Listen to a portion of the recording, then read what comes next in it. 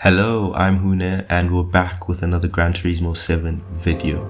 What you see here are legends or icons if you will. The RX-7, the R34 or the OG Supra. So the person who took this shot honestly nailed it. There's nothing more I can say. The Subaru NSX, GR86, Lancer Evo, Civic Type R, GR Supra, 350Z. There are a bunch of nice cars there, iconic cars even. But I don't understand why they didn't add the Toyota Celica or the Mitsubishi Evolution 6 Tommy Mäkinen edition. But I mean, they nailed the shot. It was beautiful. Yeah.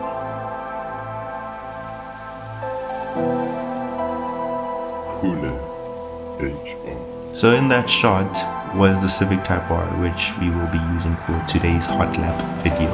I know no better candidate than the Civic Type R as the hot hatch king at the Nürburgring. So it is a well-known track performing hot hatch. So I went right ahead and picked this one to start, and it is an absolute favorite of mine, obviously. So for those of you who don't know, it is a favorite for me, and this is the limited edition that came in this specific color. I don't remember it having any performance enhancements, so in no particular order we are at the Red Bull Ring. I didn't do too bad for this lap time, but it was pretty good. And important note, the Civic Type R might be a hot hatch king, but that title was said to have been taken by the Megane RS Trophy R, which was a car that came out after the Megane RS, right? So interesting there. It depends on how you feel about this thing. It's just like the whole debate between the AMG GT Black Series and the 911 that was modified and then beat the AMG at the Nürburgring. But obviously this is for people who care about the lap times. Like me, I care. But in terms of the AMG GTR, it's that debate is kind of in the favor of the AMG, because the other one wasn't a production, or at least it didn't come off the production floor, whereas the AMG did. So yeah. So I didn't do too bad on this track. Like in my previous video, I did mention that these are some of the tracks that I'm familiar with, the Red Bull Ring. So we're leading up to the second last bend. I always, sometimes I go wide and then I have to restart. But whenever I am determined, I kind of nail it. Sometimes cheat the corners a little bit, but for this track I got a 1 minute and 51 seconds. Not bad. So I just wanted to confirm that I did not modify this car in any form, right? It is stock as the game gives it to you when you purchase it or win it or gets awarded to you. So now we're at Autodromo de Interlagos, Brazilian track. I also took I wanted to challenge myself, so I went onto the internet to check if there were lap times for this car at the specific tracks. So I found that on fastestlaps.com. The Autodromo de Interlagos track has a Civic, but it is a Civic SI, and that's not this generation of Civic. So I left it alone for the most part, but when I completed this lap, I went on to check how fast it was compared to the other cars. Now there are old cars there, like the AMG A45, which was slow compared to the time I did here. What I basically wanted to do is just compare this car to the real life counterpart. Now if I wanted to really do that, I'd probably just go to the Nürburgring and complete a hot lap with the hot hatch king.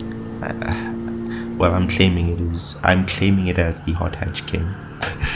No shade or hate towards the Megane RS. That is a dope car. It looks amazing, right? It even looks way better than the Civic Type R. But I still like the Civic Type R for what it is. Now in the game, it obviously each and every car, I feel like Polyphony would have wanted each car to behave differently from one another. Now this is a front wheel drive car. It is rather hard to put the power down, especially when exiting the bins. So I'm always going to mention the fact that navigating these cars is hard when you go from one car to another, and each car behaves differently.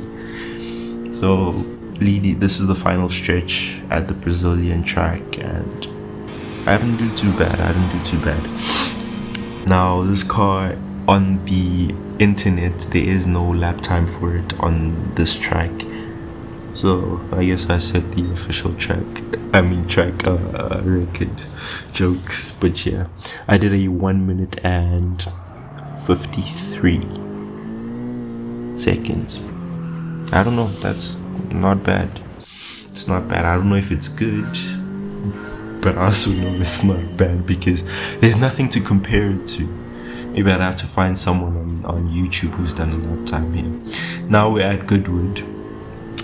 I'm not bad with Goodwood. I'm not terrible, right? But I'm also not good. Like, I can't nail this track and say I can't nail any track and say I've done it flawlessly. But this one is just, it's the one I struggled the most at. But with the Civic Type R, it wasn't as bad. It was actually fine. To be honest, there's a lot of straights, so it's not really that much work or any memory of where I need to stop. It's just, I just go with my instincts, right? So with this lap time, I didn't do good or bad. But to be honest, I don't know if I did good or bad because there's no reference. Like, if I could compare it to something, I would do that. But like most people on YouTube who've driven the Civic Type R, they always do say, like, nailing the gears from 1 to 3 is a challenge in itself because it tends to spin its tires. Now obviously that's probably down just to how the traction control is, but it seems to behave the same way in the game, right? And these are those obstacles that you really don't want to hit, but also they are kind of difficult to nail, especially on the exit. So for this track, I did a 1 minute and 29 seconds. Not bad. And honestly, when I was driving this, I was just like, you have to admire Polyphony or Gran Turismo 7 for absolutely nailing the interiors on these cars. I mean, they have done it in probably all the previous titles. But when you look at something that you like the Civic Type R, and you just look at the interior in this case, it looks like the real thing. And I'm sure if I could use the recording camera and zoom into the gear shifter or where the gear knob is, I'd probably see the limited edition sticker or logo that's there, that I'd like to think that they would have nailed, because these interiors are amazing, right? So now we're at Dragon Trail International Raceway. Tongue twister. This is also a nice track, and I like how the Civic behaves. When you turn in, I don't know, it turns, right? It doesn't go straight. Obviously, when the car turns, it's what am I saying? Oh. But it unlike one of the other cars I tried to go around this track with, this one is not a pain in the ass. It is not going to snap at you. It will spin up its front tires a lot, but it will not snap at you the way.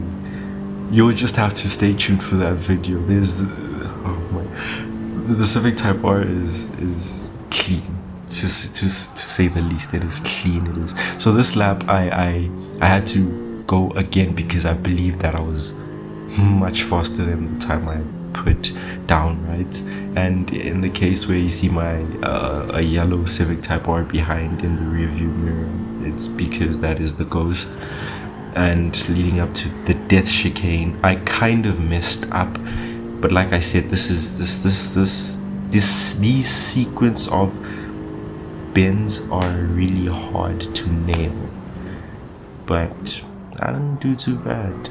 At least I didn't hit any walls, and I pulled away from my shadow, so at least I was right in believing that I was faster. So leading up to the final stretch, I did pretty good. I did pretty good. I believe I did. And I do a 2 minute and 1 second lap time. Not bad.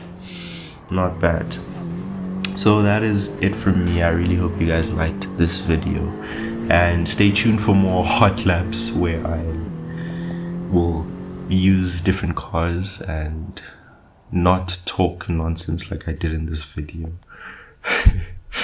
Well, thank you guys for watching. That's been it. Peace.